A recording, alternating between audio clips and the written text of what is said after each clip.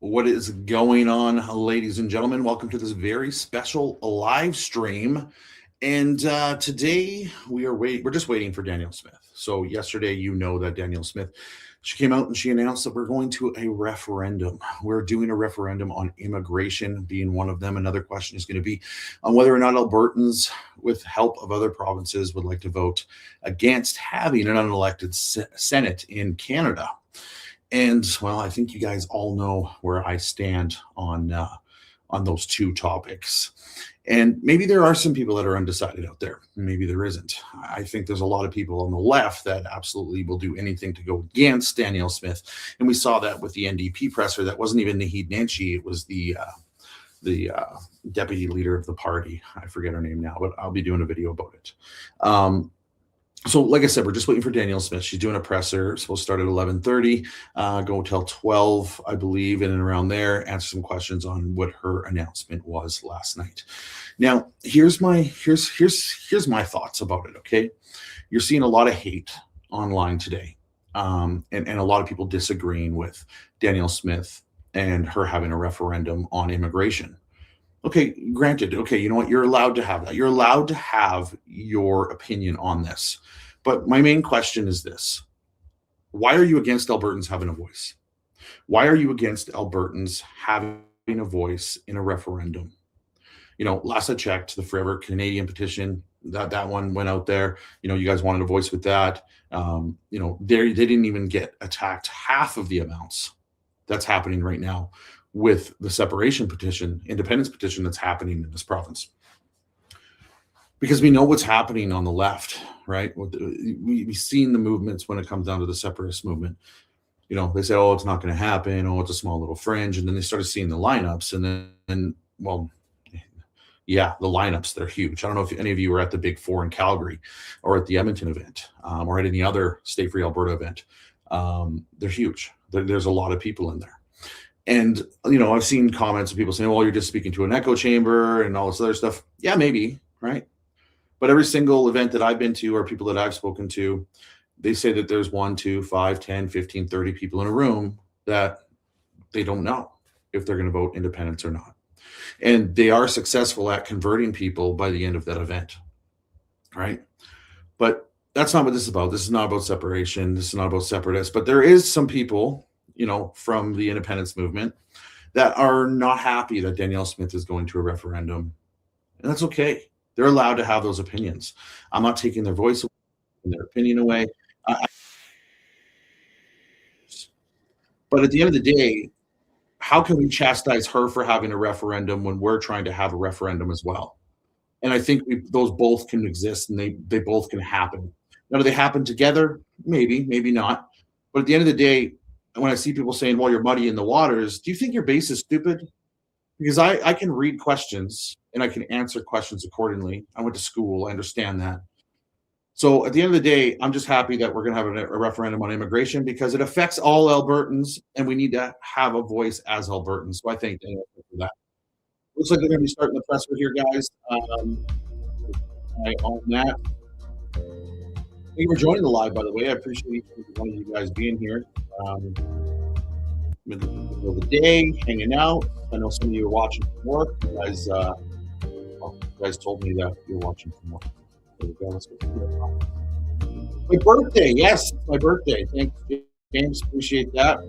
Appreciate it. Here we are, covering the stuff that Once Smith mentioned Alberta independence in her speech last night, expecting Albertans to support independence by going to back to Albertans and speech put forth 9 questions. No, that's not what she thinks at all. That's your opinion. You're allowed to have it, but that's not what she thinks. This is what boggles my mind. Danielle Smith is not the voice of independence. And the sooner you get that out of your head, the better for everybody and yourself. Danielle Smith is not the voice of independence. She's given us the chance to get signatures so we can do a referendum, and I think but people who think that Danielle Smith is going to come out and say that she's pro-independence, you're delusional. That's called political suicide. That's handing the next election to the NDP. Exactly what that's. Appreciate all the birthday wishes, guys. Thank you. Appreciate it. Appreciate it. My sound is going in and out. I don't like that. Should be good. My sound should be good. Are you guys good with my sound? Does that work? Thanks for all the happy birthday wishes, guys. Appreciate it. Appreciate it. We're going to get to it as soon as they get to it. We'll just do this for now. And we'll wait until they start. I can hear them in my ears. Exactly. She's a strong voice for Alberta. That's within Canada. Well, right now she is a strong voice for exactly that, right? But I do truly believe that Danielle Smith will follow the will of the people like any elected official actually should. And I have never had a conversation with her about this. And if I had the opportunity, I would. But I don't think that Danielle Smith coming out and saying I'm pro-independence is the best thing for her, the party, right? It's very easy to sit on this side as a non-elected official and say you should support independence. You should do this. People who do that don't understand politics, and it's clear, and that's okay, right? That's okay. But if you read between the lines, if she was opposed to independence, we wouldn't even be out there collecting signatures, right? That's how I look at it. Is my sound terrible or what? Is my sound terrible?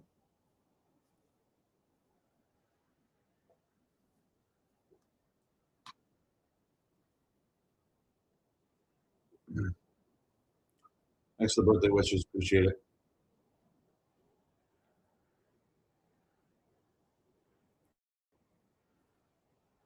No, my sound's not so. The sound is wonky. Well, it is what it is. Some people are saying no. Some people are saying it's cutting in and out. Let me know now. It could be because of. Let me go check. We'll do this. We'll do this. We'll do that. All right. Tell me if it gets any better. I would appreciate it if it gets better.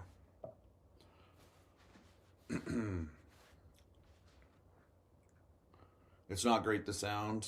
That's better. Yeah, I had like echo cancellation that was auto on, so clear as water. It's better, better, better. Thank you guys. Appreciate that. So yeah, we're just gonna wait for Danielle Smith to come out and do her press conference. Really hoping that happens soon because I have a birthday lunch to go to. Let's go. Let's go.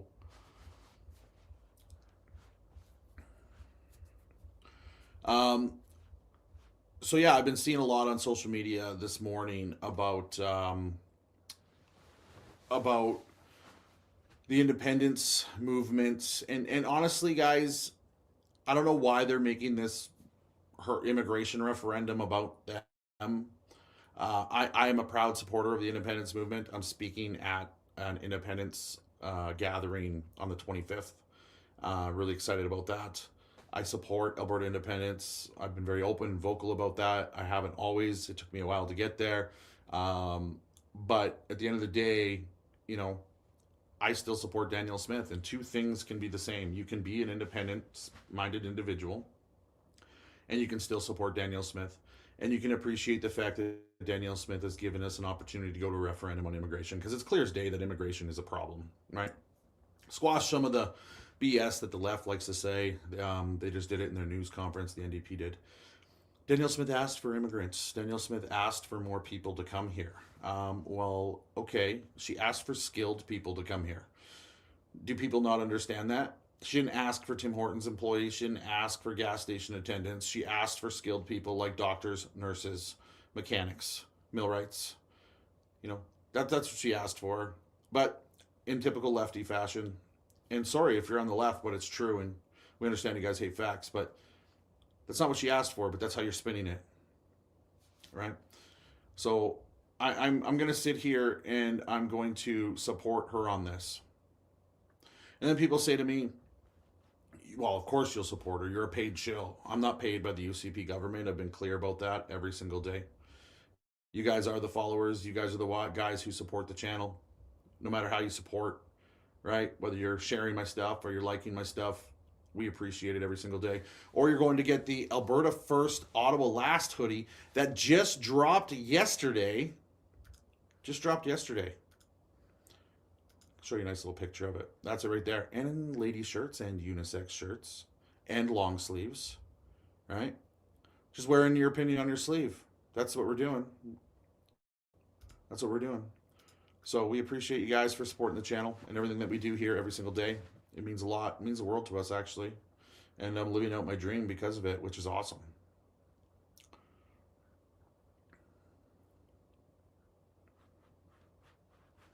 This is all too common right here. This right here is all too common. My kid can't even go to a school. We can see from our house. I wonder why. Okay, never mind. That's not all too common. I thought you were talking about your kid not being able to get a job, but that is common. When your kid can't get a job, we've been seeing that over and over and over. All right, here she is.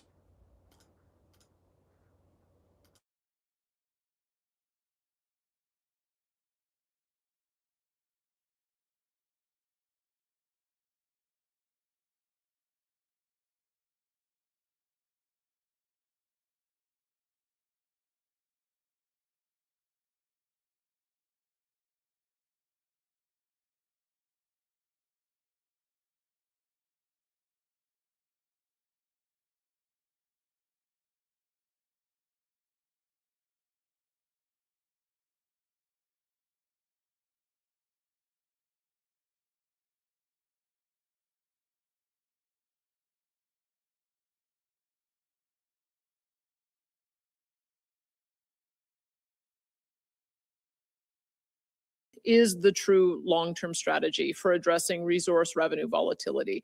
And we have doubled it in size since 2021 to now over $30 billion.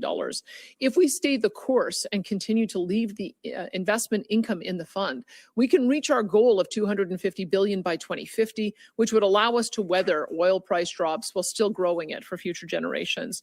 But we also have to address our budget situation right now. Alberta has dealt with low energy prices before, and we've absorbed periods of high population growth, but we've never dealt with them both at the same time, at least never quite as acutely as we have over the last few years.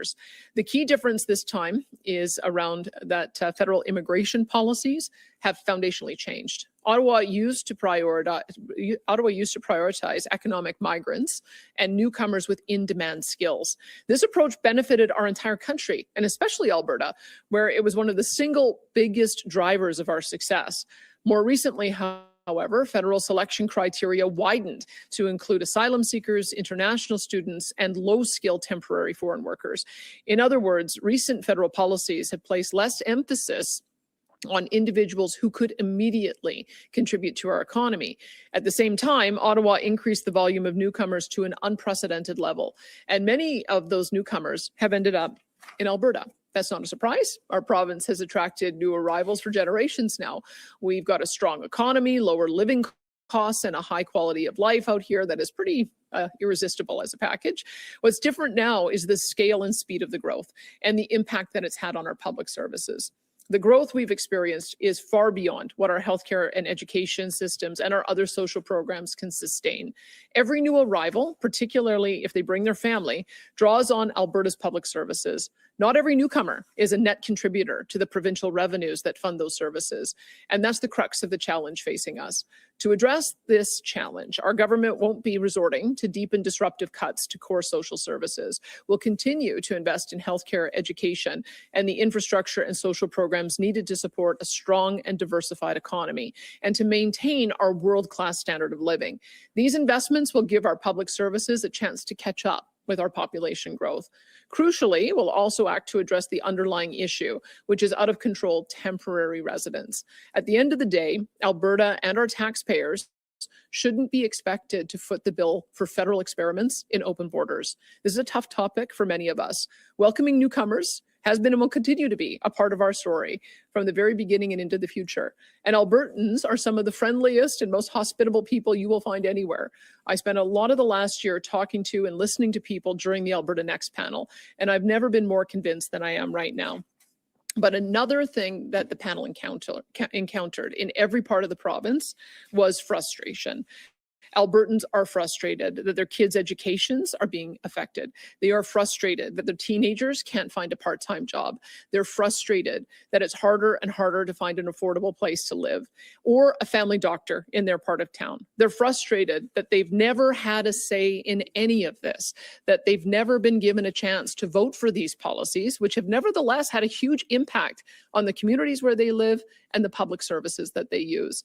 Throughout the Alberta Next sessions, in every community, the issues that came up most often concerned immigration, as well as Alberta's fiscal and constitutional role within a united Canada. And the time has come to act on these issues. As I mentioned last night, the changes we're proposing represent a serious departure from the way we do things now. And our government believes we need a democratic mandate to carry them out. That's why we'll be holding a referendum on October 19th, 2026, asking Albertans to weigh in on our immigration system and on reforming the Constitution to strengthen Alberta's position within a united Canada. We will be asking Albertans if they support reducing immigration to sustainable levels, prioritizing economic migrants and Albertans' access to jobs, setting fair rules around who can access provincially funded services, and strengthening the integrity of our provincial elections. This is about fairness for Albertans and safeguarding the long-term sustainability of our public services. The referendum will also ask Albertans if they support working with other provinces to rebalance the Constitution, to strengthen provincial control over courts, to abolish the unelected federal Senate, to give the ability to opt out of federal programs without funding penalties, and get stronger protection for provincial laws. We know these are big questions, and their answers will have a major bearing on Alberta's future. That's why we're announcing the referendum today, when it's being held 8 months from now. We want to ensure that there's enough time to give these issues a fair hearing. We want to give Albertans a chance to consider their answers carefully before casting their ballots. The challenges we're facing have presented us with some tough choices, but as our government prepares to deliver the 2026 budget, it's clear that doing nothing is one of the options not available to us. And while Alberta's future is full of promise, Albertans are counting on us today to protect and strengthen the public services that they rely on. And that's exactly what we intend to do. I look forward to the debate on these critical issues, both in the legislature and in the public square over the next 8 months. And thank you. I'd now like to invite Minister Mickey Amery to share a few more details.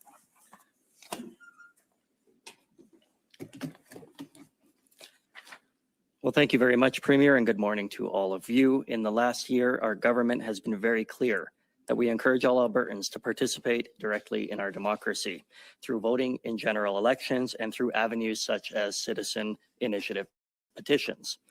Last year, we amended our democratic process legislation as part of our mandate to strengthen public trust and encourage participation in our democracy. And we refined the process for citizen initiative petitions to make it more effective and more efficient, and remove red tape and the barriers to this important democratic process. Our democracy thrives when people trust the process, and that those processes are accessible to people. I'm also proud to be part of this government that has been listening actively to Albertans, as we saw through the Alberta Next town halls this past summer. As the Premier mentioned, this coming fall, Albertans will have a direct say in the future of our province and our economy. This referendum gives Albertans a clear opportunity to express their views and will amplify their voices. It's an opportunity for Albertans to set the direction of our province for years to come. Direction that I have no doubt will ensure that Alberta remains strong and free. Thank you very much. Thank you. We'll now enter the media Q&A. We'll start off with questions in the room before making our way to the phones. Quite a few people today, so make sure to keep those questions short and sweet. We'll be taking one question, one follow-up, and make sure to state your name and outlet before asking your question. We'll go to our first at the mic. Hi, Premier. Matt Skase, Globe and Mail. One of your questions in here cites what you call an Alberta-approved immigration status. This is on a referendum question. You announced it last night. What is that, and what would qualify someone to be an Alberta-approved immigrant? Well, what we're looking at is a model very similar to what Quebec has had since 1991 with their Quebec-Canada Accord, where they have total control over their economic migrants. And so that would put us in a position where we would deliver a work permit. If that person wanted to move on to permanent immigration status, then we would have a provincial nominee program so that they could become a permanent resident. And then the federal government would determine citizenship at a time if that individual wanted to become a citizen. But we have to make sure that we're involved at the very beginning stages of determining what the market need is, issuing the permits so that we can connect the people who have the jobs with the person who need the jobs with the right skills, and then also creating a pathway to permanent citizenship. And so it would be very much modeled after what we see in Quebec. Okay. And on another topic, what is your evidence that non-tax paying immigrants are using health or education system in sweeping numbers? And specifically, how much does an immigrant cost to the healthcare system in their first year in the province? Well, think about this. I mean, let's put aside citizens and permanent residents, because permanent residents have made a commitment to the country. You know that they are going to be here and be a contributing member of the economy year after year after year. And so that's part of the reason why citizens and permanent immigrants have similar status. I've met many permanent immigrants actually who at citizenship ceremonies who were permanent for 20 years before they decided to get citizenship. So let's put that aside.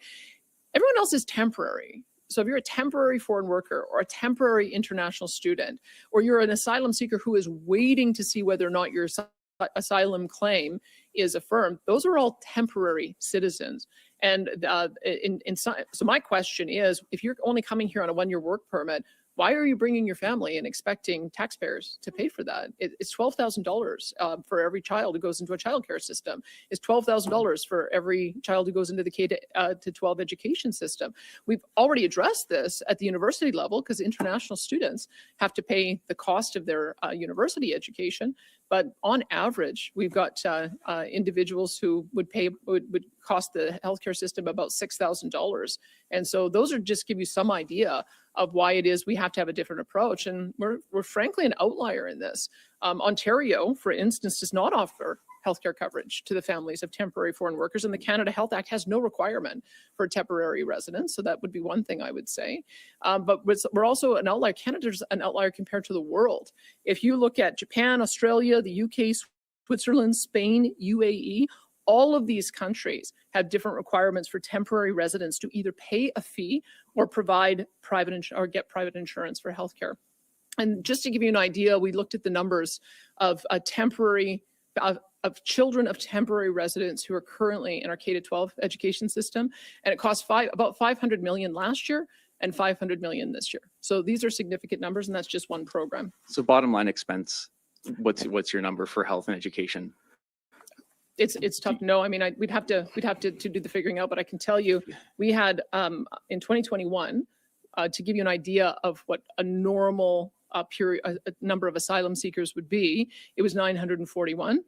In 2024, it was in 2022, it was 1,995. In 2023, it was 6,050. In 2024, it was 10,050. And in 2025, as of November 30th, it was 7,125. So you can clearly see the trend. And what happens is we have no control over asylum seekers, whether they're approved or not. The federal government has such a convoluted process. It can take years and years before their claim is deemed to be legitimate. And oftentimes the cost of supporting that falls to provincial governments. So if the federal government has a particular policy, they should be the ones paying for that. If people who are coming here for temporary reasons, then they should make sure that they have proper insurance, just as other provinces do, and just as required internationally. And that and then we should support those who are permanent residents and Alberta and Canadian citizens, because they're going to be the permanent taxpayers. So I think that we just have to align our policies with the standards that we're seeing internationally. Shouldn't you have a number? We're going to have to go to the next question. We got core 6 people issues here here behind on the you. deficit. Well, look, I can tell you one thing. Again, we don't have an individual. No, we don't track residents and how much they use. All I can give you is averages about what things cost. We were able to see for education, just because we went through for the first time a comprehensive review of what is happening in our classroom. So that's why I was able to give you that number. But I can tell you, when we look at our budget, we have about 225,000 residents who drive about $14 to $16 billion worth of spending. We have a certain number of residents who are very high users of our multitude of social programs. Now, I don't know what the breakdown is between those who are permanent citizens, Canadians, or permanent residents, Canadian citizens, or temporary workers, but we've got to find that out. Part of the reason we're bringing through our new driver's license attached to a healthcare number is we discovered we had 500,000 more people with healthcare numbers than we have on paper, the number of residents in Alberta. These are problems, and this is driving costs. And so we're taking measures to make sure that those who are Canadian citizens who came through the permanent immigration process and got the permanent residency are covered first when it comes to the opportunities available in the social programs. And those who are temporary, we're treating them as temporary. That this is what we're proposing. I mean, Albertans may decide that they disagree, but this is what we heard in our Alberta Next panel. It's part of the reason we're putting it to the people, because it is a substantial change in policies. And if we can get some more detailed figures, we will try to, but I can only give you sort of the average cost of what a typical person ends up costing our different social programs when they come to Alberta. Will you commit to more data? Thanks, Matt. Let's get to our next question. Well, This guy's if we can get absolutely it, for sure we will. insane.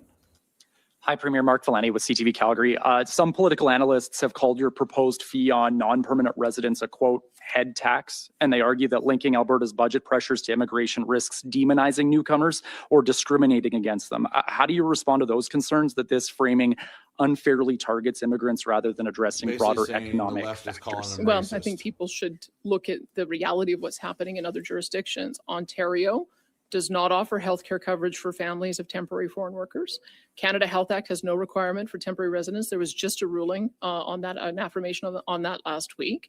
In Alberta, disability programs like persons with developmental disabilities, FCHD, and AISH are already only accessible to permanent residents and citizens. So that is one part of our system that we have only made available to permanent residents and citizens. So this would be an expansion to two of our most costly social services, which are our healthcare, education, and seniors programming. But again, I think we just need to look internationally at what is happening.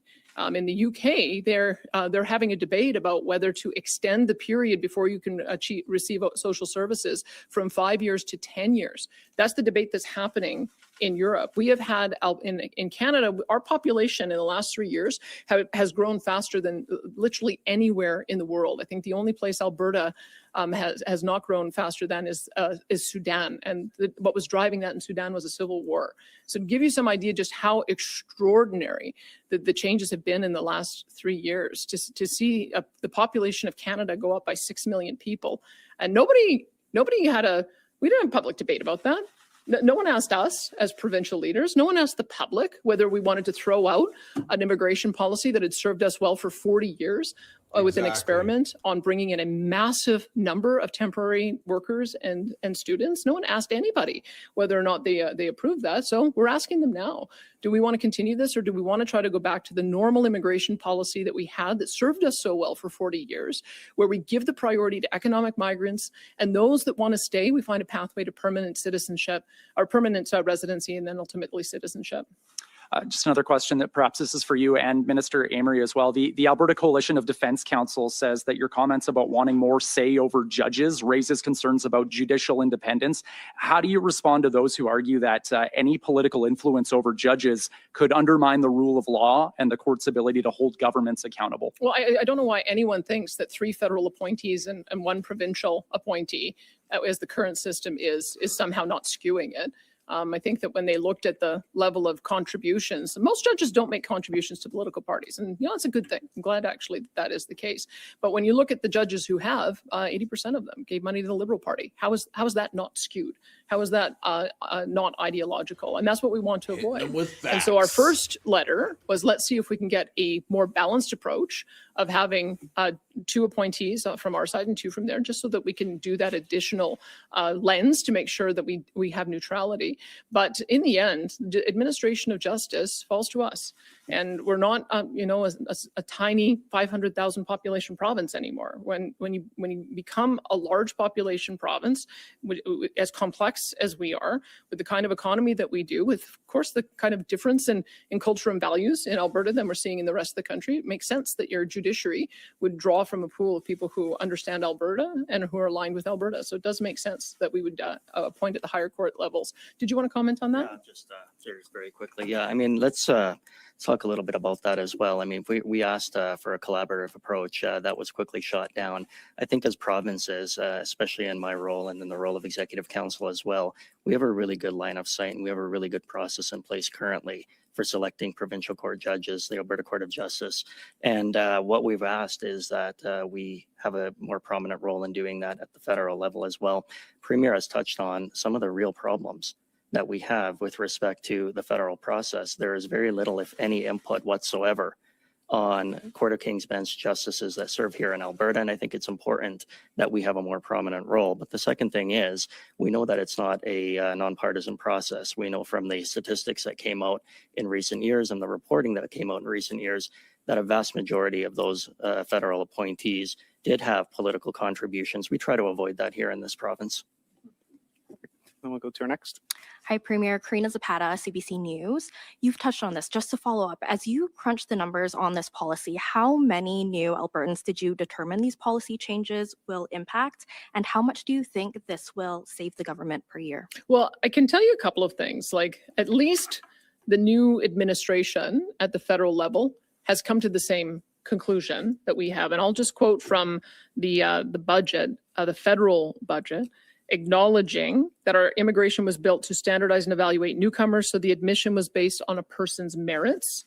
And over time, the system has evolved in its complexity and its efficiency has waned. In recent years, the system became even harder to manage and less functional as the pace of new arrivals began to exceed Canada's capacity to absorb and support newcomers in the way we are used to doing. So even the federal government realized that the policies of Justin Trudeau were absolutely unsustainable, and it's going to take a few years for that to work through the system as the number of temporary workers and international students, as their work permits end up getting retired and they end up leaving the country. But the point is, we want to make sure that this doesn't happen again. This policy happened without any consultation with anyone, and it happened without anybody understanding what was going on. And so that's part of the reason, is that it's good that they've now understood that we have a problem. But I just look at the asylum numbers that are 10 times what they were from 10 years ago this year, even though, or in 2025. And that whole year was under a new administration. So has there really been a change? I guess that's the question that we have to ask. We've written letters to make sure that we're getting a narrower category of job availability for our job description and ability to work in areas depending on our unemployment rates. And so it's going to be on a go forward, I would hope, quite a restriction. If you consider that we had 600,000 people come into our province in the last 4 years, if you go back to what a sustainable immigration level is, it's about 0.6% of your population. So just to get the numbers there, if we went back to a normal level of newcomer arrivals, it'd be about 50,000 people a year, because we're now 5 million people. We've been getting 150,000 or more a year. So 3 times the amount that we're able to absorb. That can't continue. So in a future state, I want us to return to something more like a 50,000 target, with 2/3 of them focused on economic migrants and those chosen by the Alberta government. That's why we keep on asking for the ability to affirm more provincial nominees, because we have a large number of people who are working in good paying jobs, fitting in, want the pathway to permanent citizenship, and the federal government won't let us.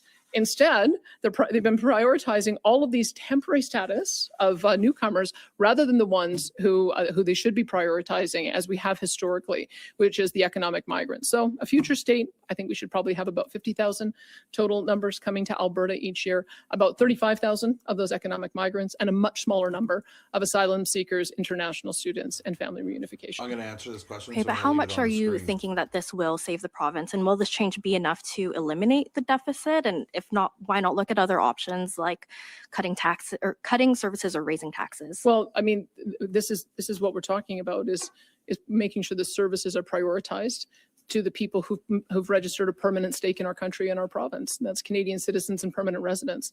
And temporary individuals should be treated as that.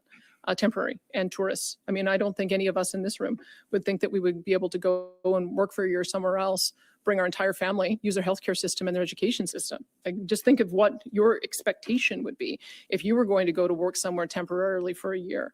And we just have to have the same standards here. I think because we had some confidence in the federal government that they were managing this properly, because they were managing it properly up until we got to COVID. And then post-COVID, it went completely off the rails with a completely insane policy that every single province is suffering with. There isn't a single province that is managing to run a balanced budget this year. So combination of the decisions of Justin Trudeau to suppress all the ways that we could make money and earn revenue at the same time as expanding all of the costs associated with delivering very expensive social programs has put us in a position where it's going to take a little bit of time for it to sort itself out.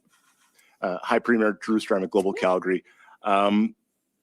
In January 2024, you were on a podcast saying you wanted to increase Alberta's population to more than double Alberta's population to 10 million, as well as, the Alberta is Calling campaign was launched as well, looking for those economic migrants to come to Alberta.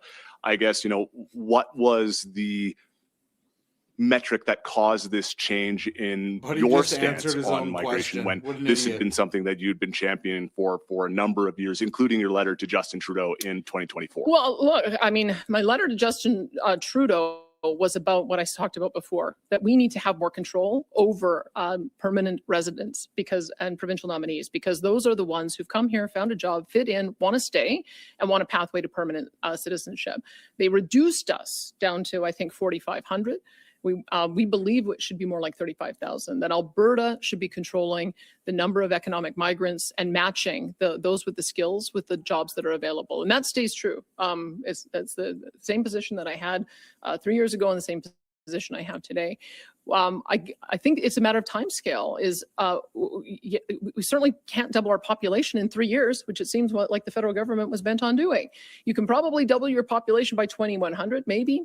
In Alberta, we might go a little bit faster than that because people do want to move here. And I've seen some recent demographic expectations that we might surpass British Columbia. But the pace that we were growing was unsustainable. I thought that we had the tolerance to be able to create jobs. We've been a very powerful job creator, but clearly it's broken. Like, there is a point where you have to look at the reality. And the reality is you cannot build homes fast enough to accommodate 150,000 people a year coming here. You cannot build schools fast enough to accommodate 80,000 new students coming here in 3 years. You cannot build hospitals and long-term care fast enough to be able to accommodate that population. So it's the speed. I think we can accommodate 50,000 a year, but we certainly cannot accommodate triple or quadruple that. And that's the reason why we've got to get a better handle on this. And on net migration. And if I may also say just one more thing, you have to remember where we were in 2022, right? We had CBC writing stories, why does no one want to live in Alberta? And talking about the U-Hauls that were leaving Alberta, because that was the case under the NDP. And then because of COVID, we actually had declining population in our province. We had school boards talking about closing down schools and eliminating school spaces. And yet when we looked at the unemployment figures at that time, and remember the program was launched before I became leader, but it was because in June we had a 4.9% unemployment rate, in July a 4.8% unemployment rate. We had many big projects that were going to get that were getting to final investment decision, whether it was WestJet and all the supply chain associated with that, the new de Havilland aerospace field, the net zero plastics from Dow Chemical, one of the biggest projects that we've ever had in our history. We needed to have skilled workers. If you look at our program, we coupled it with an incentive to rebate skilled workers $5,000 if they move to Alberta. We thought we were doing a very targeted ask to get skilled workers here. But as I said, we had no idea that Justin Trudeau was taking all limits off all of those programs because they didn't ask us, they didn't tell us, they just did it. And as a result, we ended up, and I think every province was in the same position, which is why the federal government has had to change gears.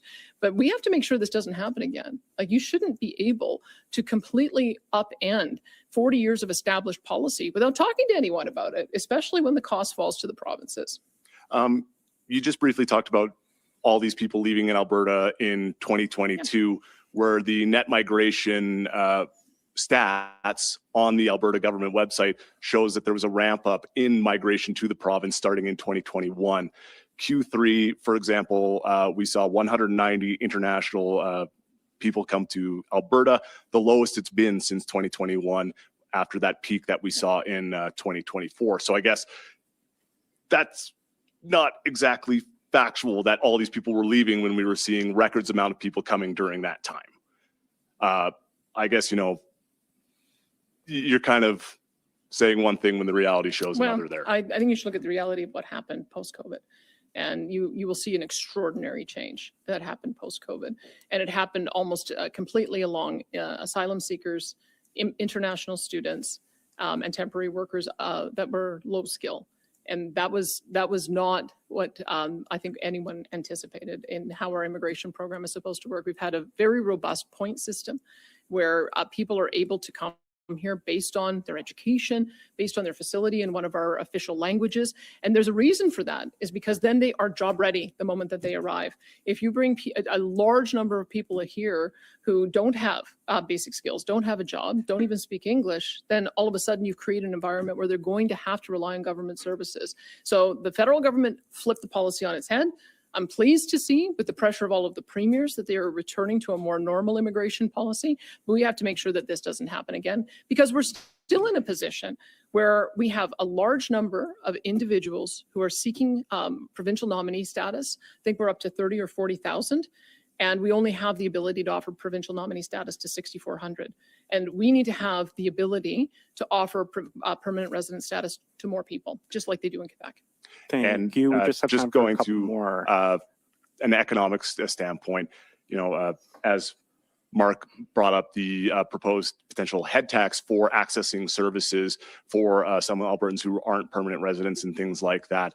I guess if the federal government sees these policies potentially getting enacted and decide to withhold federal transfers, what then?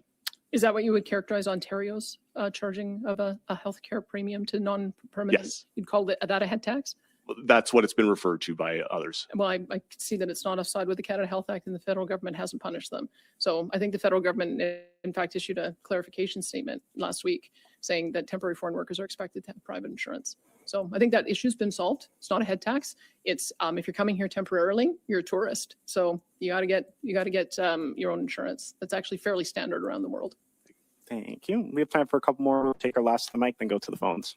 Premier Bill Graveland from Canadian Press. When October 20th rolls around and the results from the referendums are known, will they be binding? My personal view is that you don't ask questions of the people unless you want to act on the results that you get. What kind of question I can was turn it that? over to Mickey, who will probably give you a very legalistic answer on that about That's what whether or not liberals do. technically in the law it's So binding. Jason But from Kenney my does as well. perspective, I'm not asking these questions with the intention of ignoring what Albertans tell us. I trust Albertans, and I want, because this is a significant change and they're grappling with something new, and it was something that was raised again and again and again at our Alberta Next panel discussion. But again, that was only a portion of Albertans who participated in that. These changes, I think, are important enough that we need to get the people to weigh in on it. Did you want to comment on Ladies that? and gentlemen, this is why we are the news Thank you. now. Did you hear Thank you, that Premier, stupid and question? give you a little bit of a nerdy legalese answer. The Referendum Act has sort of a number of different options. For a constitutional referendum, as you know, if the majority of ballots vote in one particular way, then the government needs to take steps to implement the results of that type of referendum. Of course, for a non-constitutional referendum, it would be up to the Lieutenant Governor and Council to make that decision as to whether or not the decision is binding. But the reality still remains the same as what the Premier said. I don't think that we're doing this out of boredom. I think we're doing it because we're looking for a mandate from Albertans and that we'd like to implement the mandate as Albertans direct. This is about democracy. It's not about politicians debating in a room. It's not about the media pushing their agenda.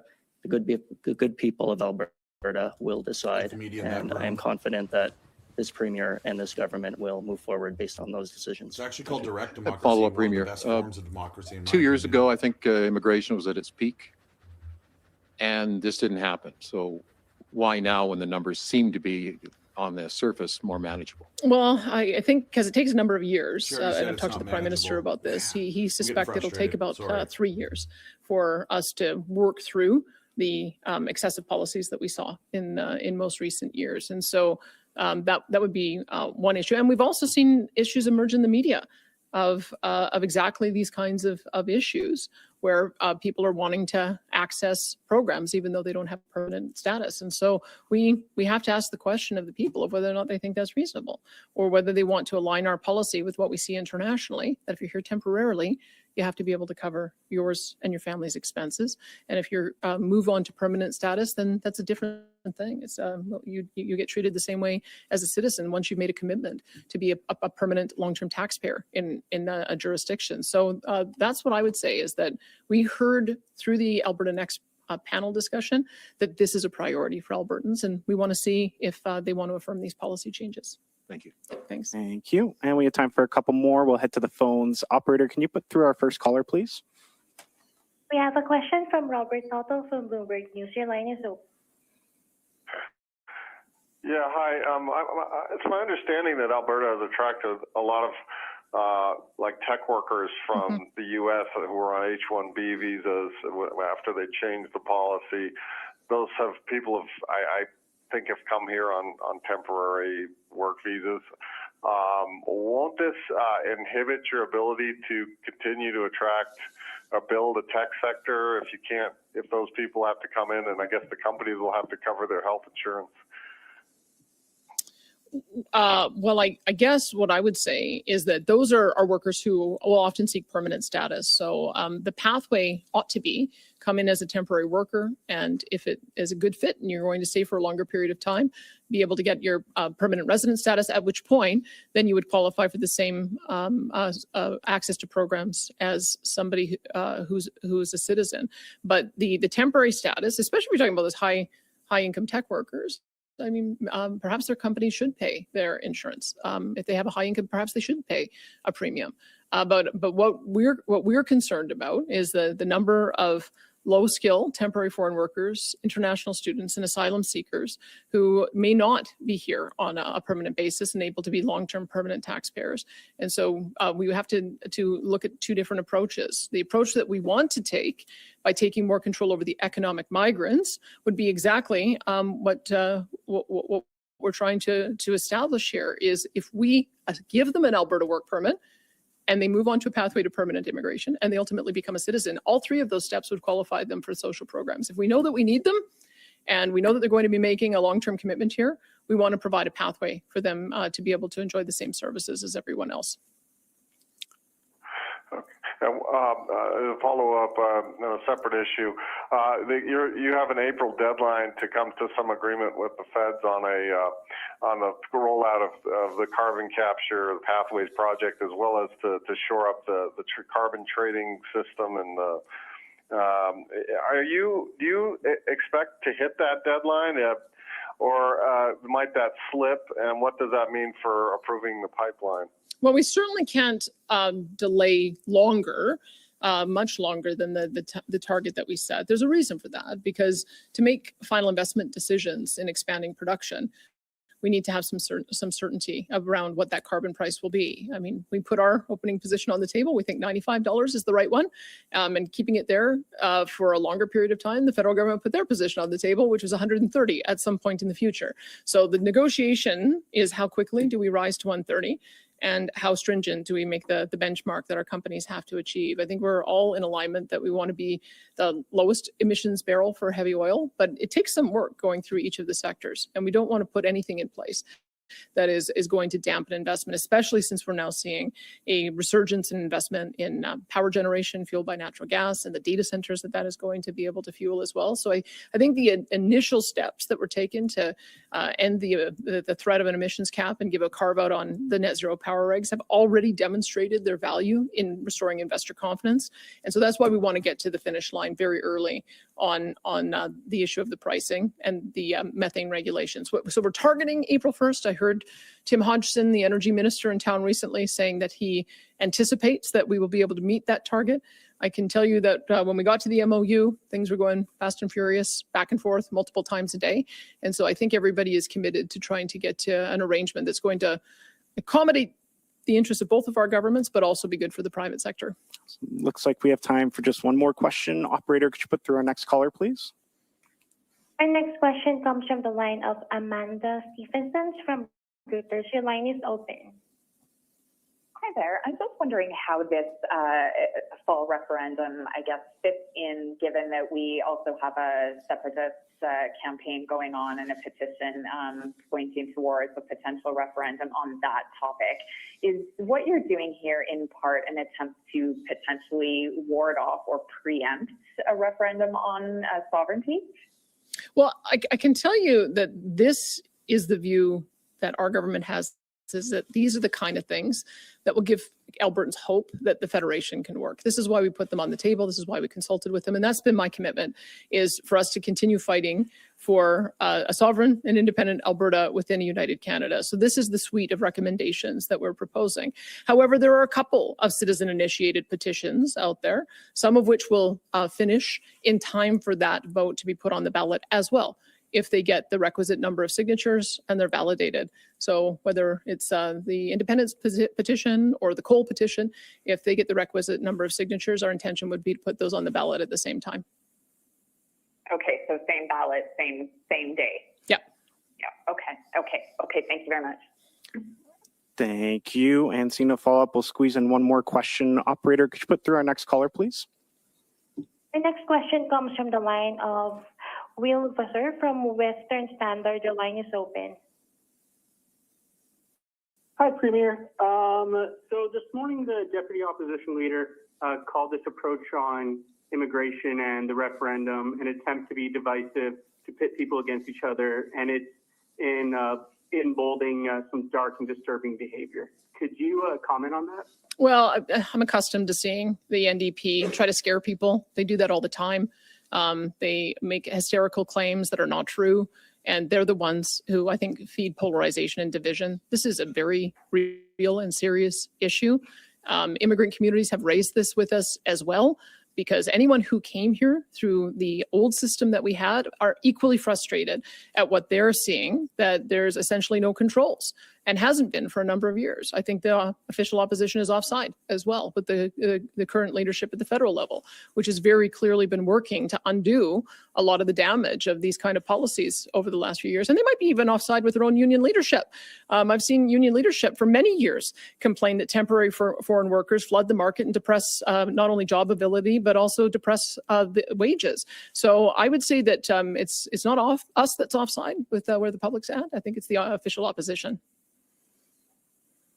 And then my follow-up, or my second question on that is, today Rachel Notley and Thomas McCaskill have thrown out accusations of Nazi tactics when referring to this immigration approach. Could you comment on that as well, please? That's gross. It's just disgusting. Any mention to, if you're going to call somebody a Nazi, you better be referring to the Holocaust and the devastation that caused to the Jewish people. That is disgusting language, and it should never be used. If they want to have a serious conversation about immigration levels, let's have it. That's what a referendum is all about. And quite frankly, as I've mentioned, this is the same kind of policy that was affirmed last week by the federal government when it came to saying that temporary foreign workers should have private insurance when they arrive. It's the same policy that already exists in Ontario. And we are asking Albertans if they want to have a system that puts Albertans, citizens, as well as permanent residents first when it comes to taxpayer-funded programs, and then have reasonable premiums and the ability of those who are temporary to access the programs with their own resources. But that kind of language has no place in this debate. Thank you. And that's all the time we have for questions today. Thanks, everyone, for joining us.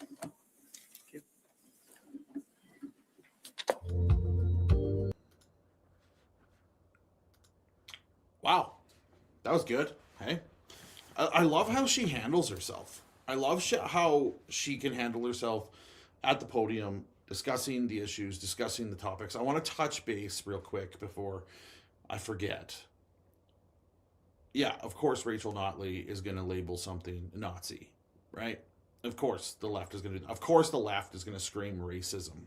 I actually made a video to the deputy leader of the NDP while I was off camera there. I just posted it to my Instagram. You guys can go check that out after.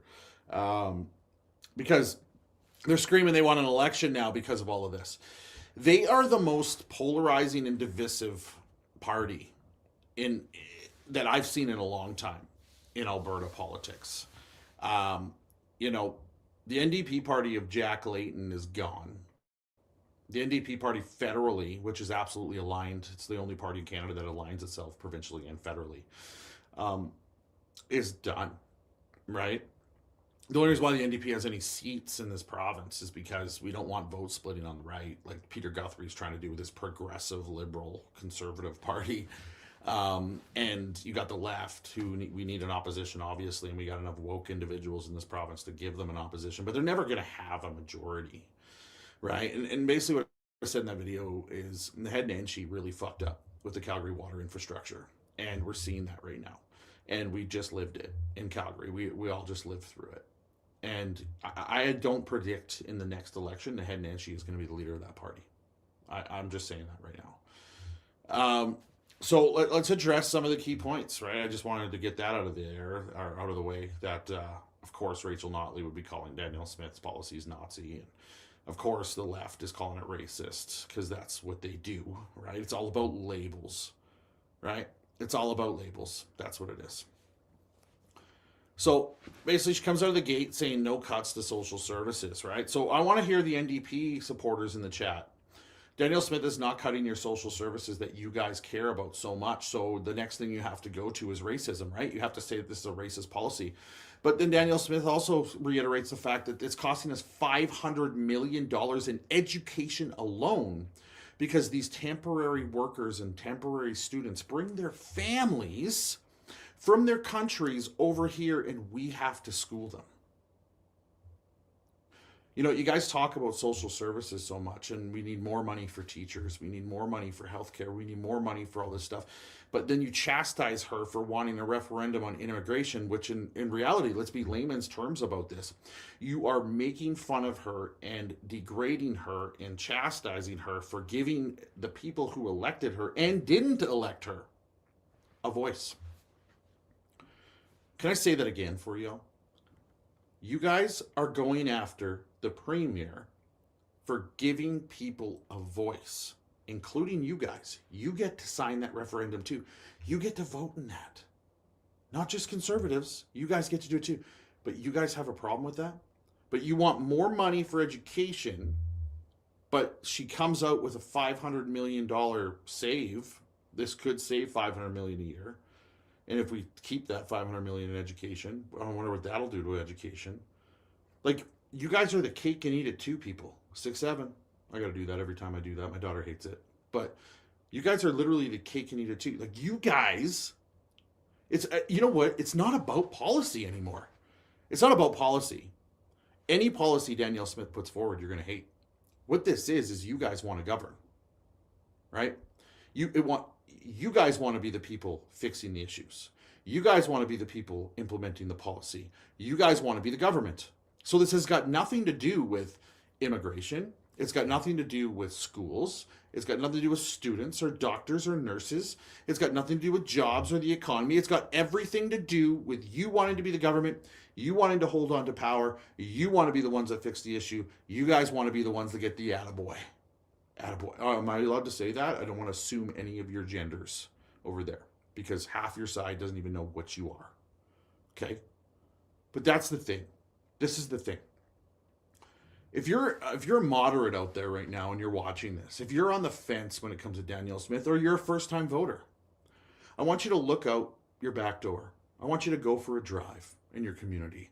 I want you to look in your bank account, and I want you to tell yourself, is immigration in this province affecting any of that?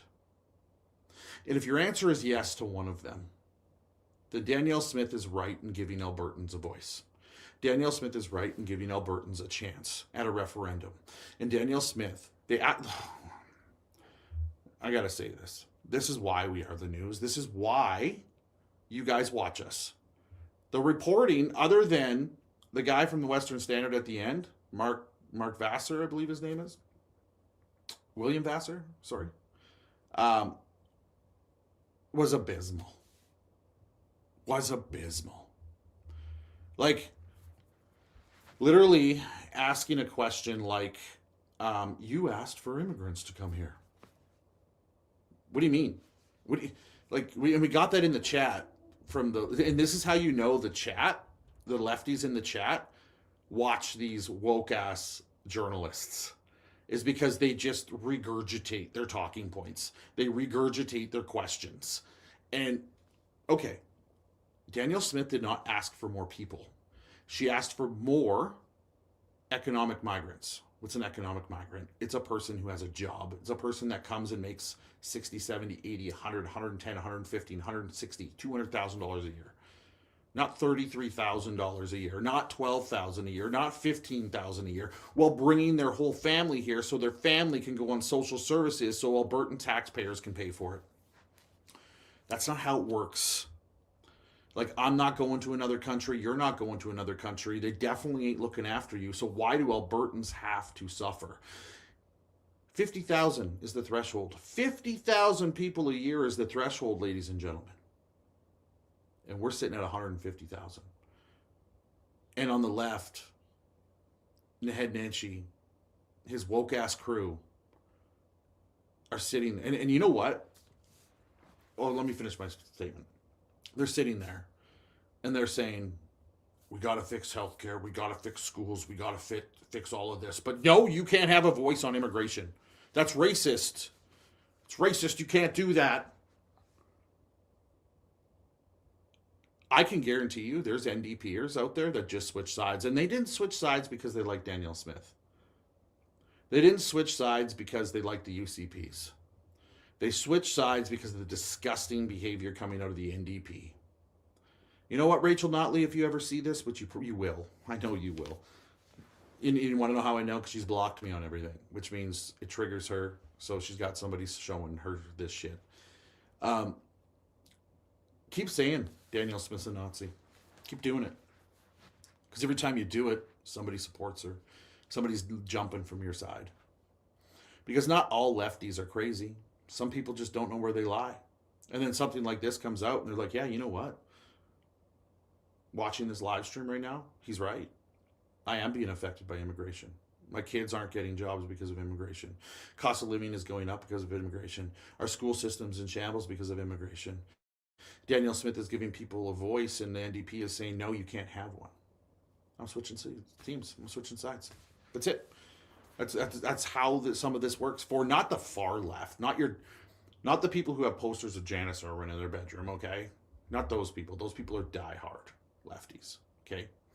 I'm talking about the people who are like, you know what? I'm not conservative. I'm liberal. And they're sitting there and they're like, no, this actually does make sense. We should go to a referendum. We just gained those points. I just looked. UCP sitting 8 points ahead of Naheed Nenshi right now, and this is how delusional the NDP are. They're sitting there asking for an election. They're like, we need an election. What are you going to run on an election if you're an NDP supporter? Like, what are you guys going to do? What are you running on? I can tell you one thing. We're going to hit you hard on the fact that you wanted porno in schools. That's happening. We're going to hit you so hard that you wanted a teenage boy, pictures of a teenage boy giving fellatio to another teenage boy, and you guys, like Janice Irwin, Naheed Nenshi, Amanda Chapman, you guys fought to keep that book in schools. Like, that's coming up in an election. And if you think when an election comes, I'm not going to be sitting at your press conferences, I'm not going to find you canvassing in streets and ask you questions, you're delusional. I've already been gearing up for the next election. I don't know when it's going to happen. But yeah, am I going to cover a lot of conservatives? Yeah, you better believe it. But you better believe it. I'm going to be following the Naheed Nenshis and the Janice Irwins and the Amanda Chapmans around Alberta. You better believe that. Because they got to answer for this stuff in an election. They got to answer for why they don't want Albertans to have a voice. So if you actually think that you're going to win an election, you're delusional. So this is like a form of direct democracy, okay? And I love direct democracy. Direct democracy is what happens when you give power to the people, when you give a voice to the people. And a question was asked. Again, sorry guys, but I always have to revert back to this. Journalists are nuts. The question was asked, do you plan on acting on the referendum? And Danielle Smith's answer was awesome. Well, I wouldn't be asking questions if I didn't plan on acting on it. And that's what the left does, right? Just to appease or get through a moment, right? That's what the NDP would do. Just to, things are getting rocky, we better do something, and then, they'll forget about it. No. Danielle Smith fully intends to act on these referendum questions. And I'm here for it. I'm absolutely here for it. And this is the thing. And this is what the NDP are labeling racist, right? Let me pull it up. Let me pull some of the questions up. Do you support the government of Alberta taking increased control over immigration for the purpose of decreasing immigration to more sustainable levels, prioritizing economic migration, and ensuring Albertans have first priority on new employment opportunities? That's called an Alberta First policy. So, by the NDP not liking this, they don't want to prioritize Albertans with new employment opportunities. And they don't want you to have a voice on that. Right on. Do you support the government of Alberta introducing a law mandating only Canadian citizens, permanent residents, and individuals with an Alberta-approved immigration status will be eligible for provincially funded programs, such as health, education, and other social services? So basically what the NDP is saying, throw more money at it. Just keep throwing money at it. You guys are racists. So racism is supposed to cost us $500 million a year in the school system. Well, you guys are saying the school system is broken. Do you see what I'm saying here? Do you see what I'm talking about, guys? These people are insane.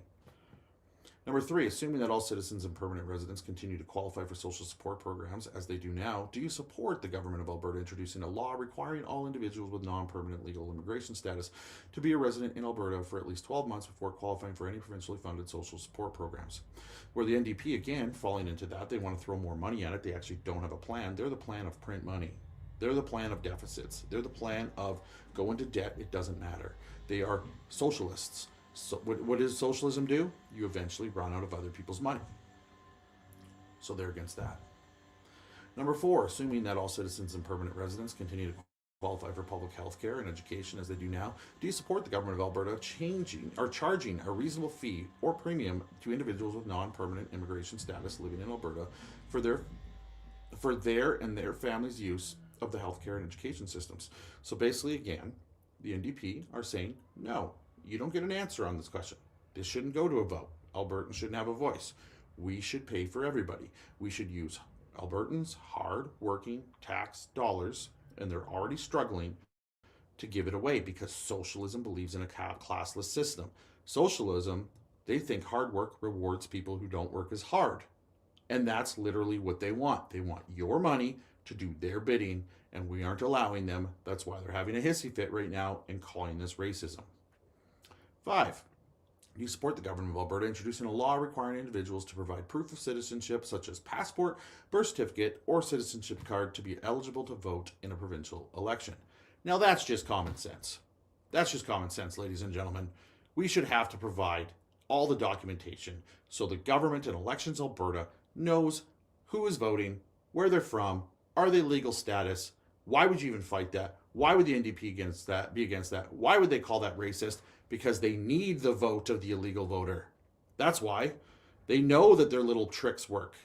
Look at all of the immigrants that support the left. There's a reason for that. They're socialists. They help them. They give them money for nothing, and they allow them to vote. The NDP doesn't want you to have a voice on it. It's starting to look real clear looking at these questions why the NDP doesn't want us to have a voice, right? And here's a big one. Do you support the government of Alberta proactively working with other willing provinces to amend the Canadian Constitution in the following ways? Have provincial governments and not the federal government select the justices appointed to provincial King's Bench and appeals courts. That only makes sense. Alberta sends billions of dollars to Ottawa every year, yet we don't get a say in justice. Are you kidding me? And that justice and those things that the Supreme Court comes out with directly affects Albertans. NDP doesn't want that. Abolish the unelected federal Senate. That just makes sense. For years, it doesn't matter if you're on the left, the right, the center, up, down, gay, bi, whatever it is, having an unelected Senate who decides if something goes to law or not is insane. Is insanity.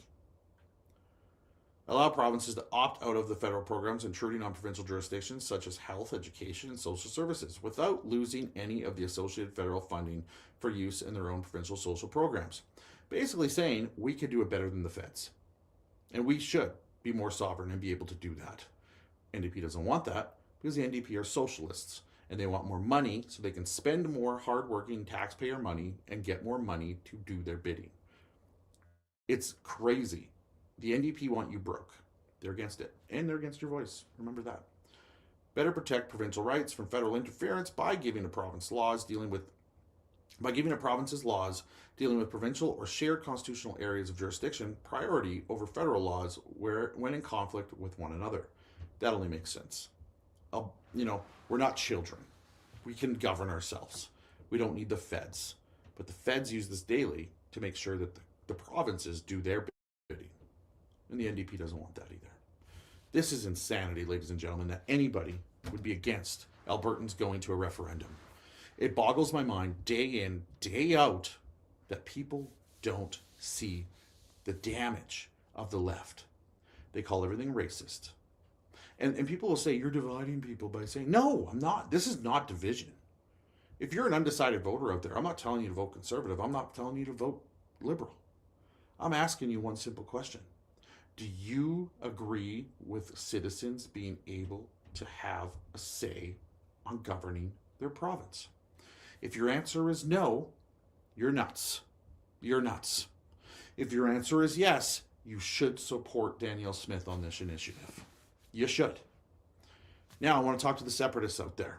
I am very clear a separatist. Alberta first, Ottawa last. Alberta independence. I wear it loud and proud. I wear my opinion on my sleeve.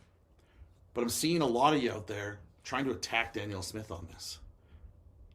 And the first thing I saw this morning was basically saying that she's trying to muddy the waters. No. Do you know that Danielle Smith has to govern Alberta? She's got to govern Alberta, including myself, who's a separatist, including the head Nenshi, who's not, including Janice Irwin, who's not. Whether you're left, right, center, up, down, Danielle Smith has a duty and an obligation to govern this province. She did not swear an oath to the separatist movement of Alberta. And as a separatist, as an independence-minded individual, because people hate when I use the term separatist, but as an independence-minded individual, I'm okay with that because I'm an adult. Okay? I don't need Danielle Smith to sign a petition. I don't need Danielle Smith to come on national television and say, I'm a separatist, because I understand it's political suicide. Keep getting our signatures. Keep educating people. Keep showing them that, you know what?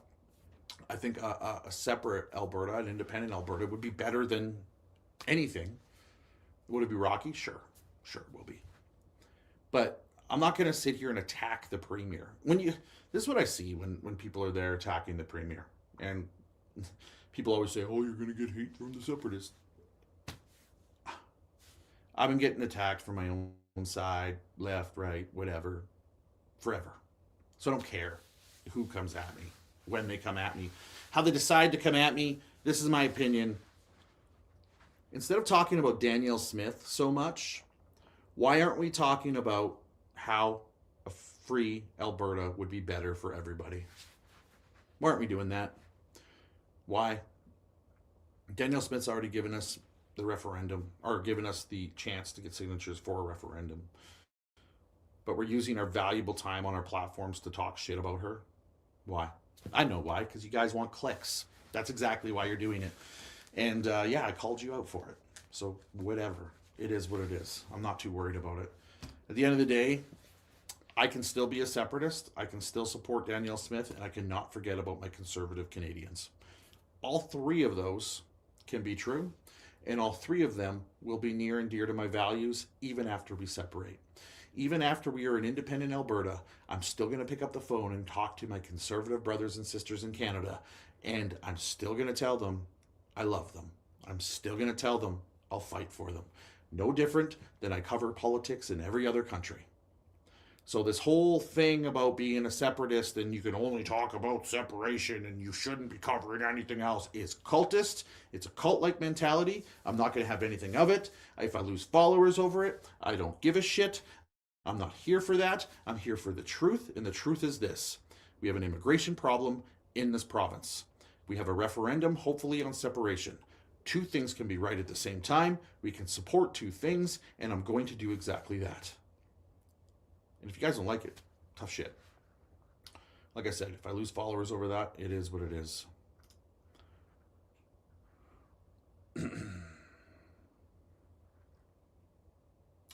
All right. I think I was just going through. Here's a good one. She has opened the door for independent-minded people. That enough? Exactly. Exactly. That's enough. And I'm happy. I'm a happy Alberta independence individual. The Premier knows I am, right? She knows that I support independence. Her and I don't align on that, and I'm okay with that. It doesn't matter to me. I don't have to align with everything Danielle Smith aligns with. I am true to who I am as an individual, and I'm true to my channel. And my channel is simple. It's common sense and logical to understand that we can have a referendum on separation, and we can have a referendum on immigration, and we can have a referendum on the Senate. We can have a referendum on all of these things. Next week, I was asked to be on the Levine show, and I'm going to say exactly that. And I think Jason, I don't know, I really like Jason. If you guys aren't following Jason, go give him a follow. But the thing is I'm going to be true to myself on his show, too. It'll be my second time on his show. And he might not agree with me, but that's fine. It's a beautiful thing about being an adult. So you be friends with people, you can respect one another, and you can have differences of opinion. I love it. I absolutely love it. Anyways, ladies and gentlemen, thank you so much. It's my birthday today, so I'm going to go and have a birthday lunch with my daughter and my wife. I'm going to have dinner with the rest of my kids tonight. We appreciate each and every one of you. Please help keep the channel going. This just dropped yesterday. BertaProudDad.com. Go get your very own while we still got them in stock. Please go check it out. All sizes. We also got them in ladies' shirts. We got them in hoodies. We got them in long sleeves. We got them in men's shirts as well. BertaProudDad.com. We truly do rely on your support to keep this channel growing and going every single day. Thank you so much, everybody. Have a good day.